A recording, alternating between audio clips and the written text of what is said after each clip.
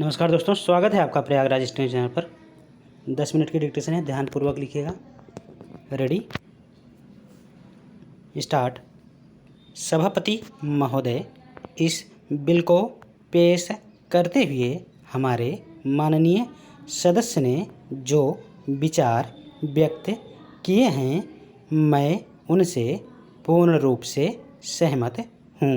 माननीय मंत्री जी ने यह स्पष्ट कहा है कि सरकार ऐसा कोई कदम नहीं उठाएगी जो मजदूरों के हित में ना हो। अपनी मांगों के समर्थन में मजदूरों को हड़ताल करने का पूरा अधिकार है। सरकार उनके इस अधिकार पर किसी भी प्रकार का अंकुश नहीं लगाना चाहती। उनके इस आश्वासन को देखते हुए इस बिल का औचित्य ही खत्म हो जाता है।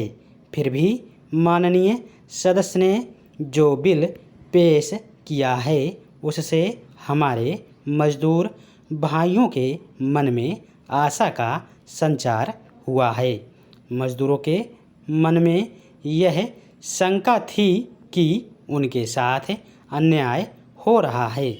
उन्हें यह भय था कि सरकार उनके हड़ताल करने के अधिकार पर प्रतिबंध लगाने जा रही है।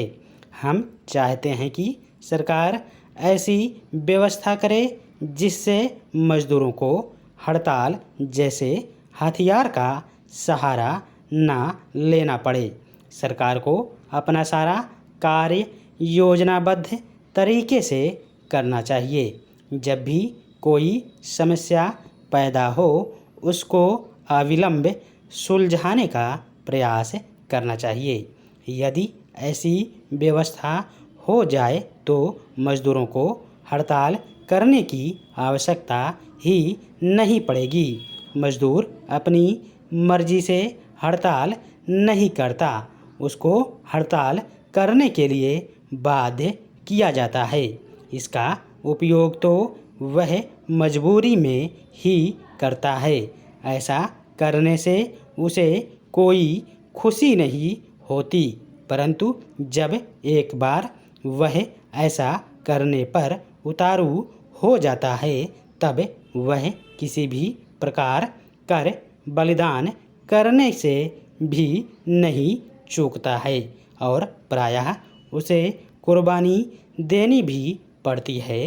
अतः हड़ताल शुरू करने से पहले उसे सावधानीपूर्वक सभी बातों पर विचार करना पड़ता है। हम चाहते हैं कि मिल मालिकों और मजदूरों के बीच सभी समस्याओं में सरकार हस्तक्षेप करे और उसका समाधान खोजे। महोदय, नशाबंदी के संबंध में जो बिल सदन के सामने रखा गया है, उस पर भी मैं कुछ कहना चाहता हूँ। इस बिल में अनेक बातों का जिक्र किया गया है।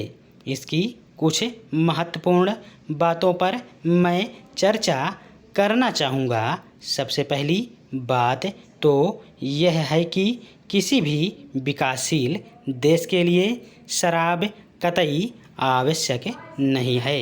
अगर हमें अपने देश के सामाजिक जीवन को ठीक प्रकार से रखना है तो उसके लिए लोगों के दिमाग को ठीक रखना होगा। प्रत्येक धर्म ने शराब का विरोध किया है। शराब के कारण आर्थिक हानि होने के साथ साथ नए नए अपराधों का भी जन्म होता है।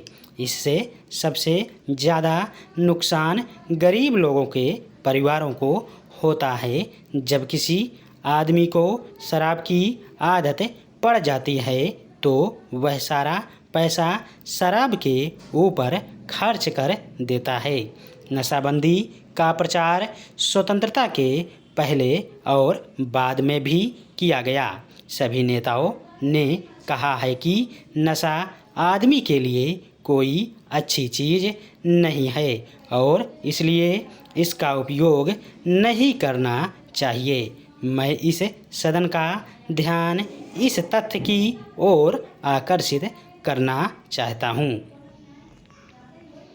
मान्यवर, मैं एक बात और कहना चाहता हूँ। आप देखें कि आज स्थिति यह है कि एक आदमी खेती करता है, वह आदमी वकालत भी करता है, वह आदमी व्यवसाय भी करता है और वह संसद का सदस्य भी बन सकता है। उसके लिए कोई पाबंदी नहीं है। लेकिन दूसरी तरफ 20 करोड़ लोग ऐसे हैं जो कि गरीबी की सीमा रेखा के नीचे रहते हैं, जिनको कोई रोजगार के अवसर उपलब्ध नहीं हैं और मजदूरी करके अपनी रोज की रोटी कमा पाते हैं। यदि हम इन दोनों स्थितियों की तुलना करें तो क्या संपत्ति के अधिकार को सुरक्षित रखते हुए हम इन गरीब लोगों को असहाय छोड़ दें, जो कि इस देश के असली नागरिक हैं?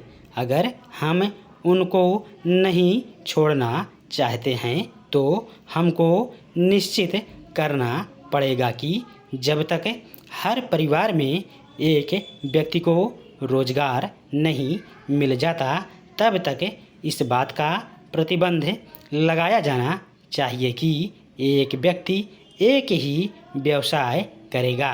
सभी लोगों की न्यूनतम आवश्यकताएं पहले पूरी की जाएं, तभी एक व्यक्ति को एक से अधिक रोजगार करने की छूट दी जा सकती है।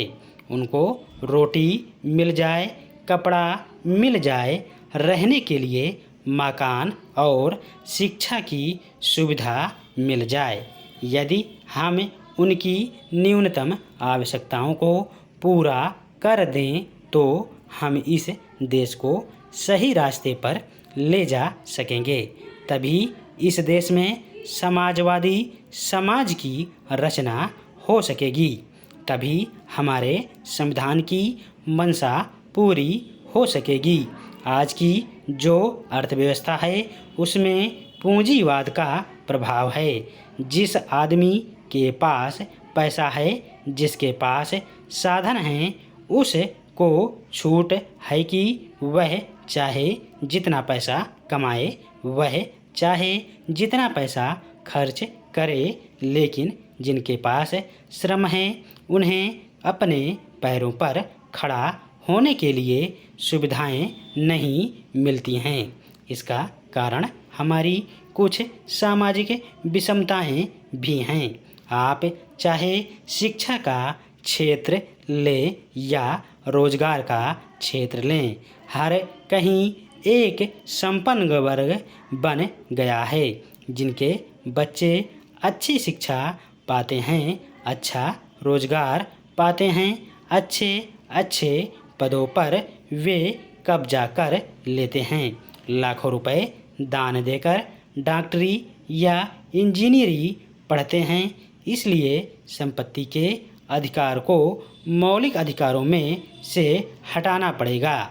लेकिन मेरे कहने का यह मतलब भी नहीं है कि हम संपत्ति के अधिकार को पूरी तरह से खत्म कर देना चाहते हैं और साम्यवाद लाना चाहते हैं, जहां सारी संपत्ति केवल राष्ट्र की होती है। मेरा कहना है कि सभी तरह की संपत्ति रहे, लेकिन हमें व्यक्तिगत संपत्ति पर एक सीमा लगानी चाहिए, जिस प्रकार से अपने गांव के किसानों पर लगाई है।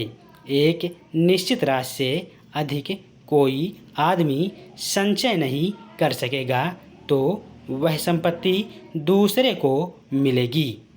महोदय, हमारे वित्त मंत्री ने इस सदन में तथा दूसरे सदन में माना है कि आज जो हमारे आर्थिक स्रोत हैं, जो हमारी आमदनी है, उसका 60% केवल देश के 20% लोगों पर खर्च होता है।